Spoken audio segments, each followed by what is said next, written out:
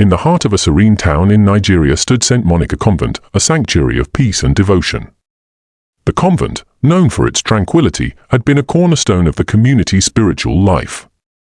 But one fateful day, the stillness was shattered by an unsettling event. Sister Naomi, a young and vibrant nun, cherished for her warmth and kindness, had been abducted.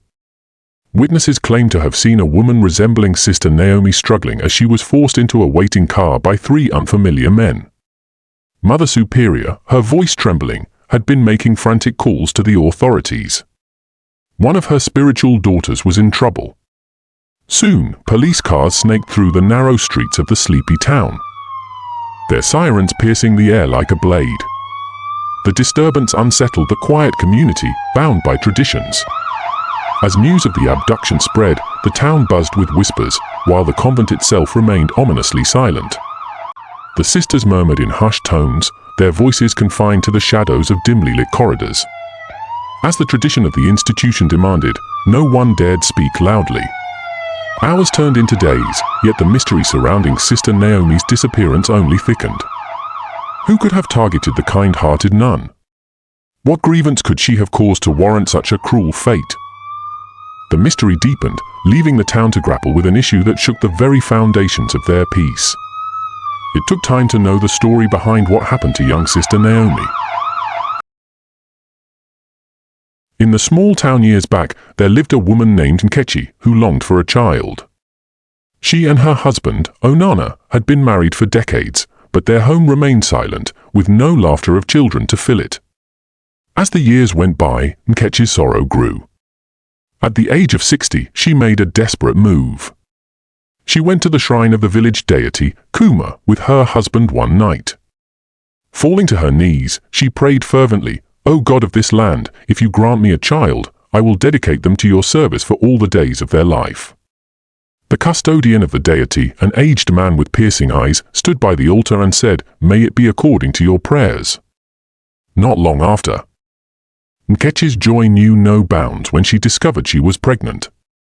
The entire village marveled at the miracle, for such a thing had never been heard of. A woman of her age giving birth. When the child was born, they named her Ola, meaning crown. Nkechi and Onana saw their daughter as the fulfillment of their promise and raised her with care and love. From a young age, Ola displayed extraordinary talents. She was intelligent, kind, and full of wisdom beyond her years. Her parents often reminded her of the promise they had made to the God of the land. "Ola, you are not like other children," they said. "You belong to the gods who gave you to us. We are just custodians of their gift." But Ola's heart was drawn elsewhere as she grew. Occasionally, the nuns of St. Monica Convent visited her school. Dressed in simple habits, their faces radiated peace and joy as they taught the children about God's love and handed out gifts. Ola was captivated by them. Their songs, prayers, and selflessness left an indelible mark on her heart. By the time she was 15, Ola felt a calling she could not ignore. She confided in her parents, "I want to serve the living God and dedicate my life to him as a nun." Her words struck her parents like thunder. Nkechi's hands trembled as she said, "You cannot. Do you not remember the promise we made? You are a gift of the gods of this land. You are to serve them when the time comes." When Ola realized her parents would never allow her to follow her heart, she made a daring decision after discussing the issue with a nun. She waited until she was 19. One dark night, she fled her home and sought refuge in St. Monica Convent. They accepted her with open arms, giving her the peace and protection she longed for.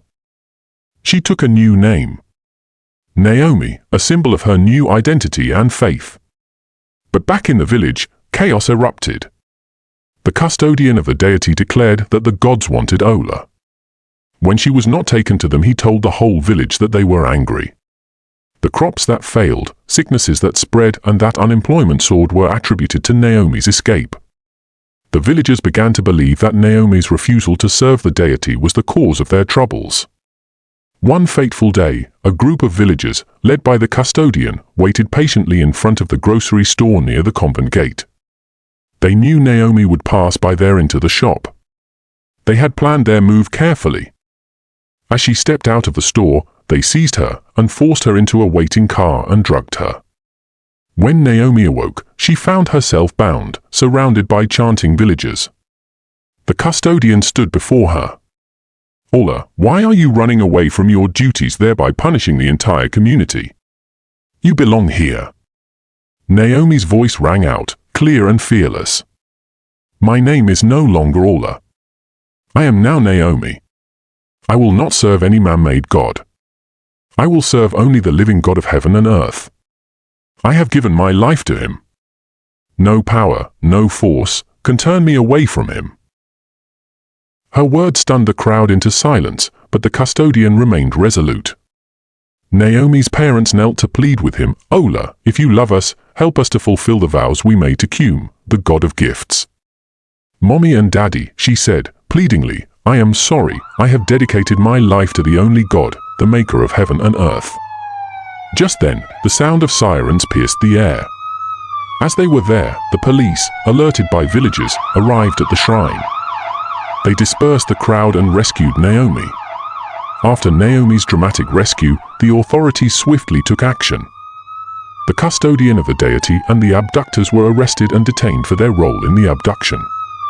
The village, once dominated by fear and superstition, began to see the cracks in its long-held beliefs. Some villagers, who had followed the custodian without question, began to question the old ways, wondering if they had been misled for generations. Naomi, though shaken by the ordeal, remained steadfast in her faith. She was celebrated by the nuns and the townspeople who had supported her, and her story spread beyond the village, inspiring others to stand firm in their beliefs. Her parents, overwhelmed with guilt, came to visit her in the convent. With tears in her eyes, Nkechi spoke softly, "We thought we were honoring the gods who gave you to us, but now we see that true faith brings life, not death. Forgive us, my daughter." Naomi forgave them, embracing them with open arms. She prayed for the healing of the village, believing that change was coming, and that one day, the chains of superstition and fear would be broken.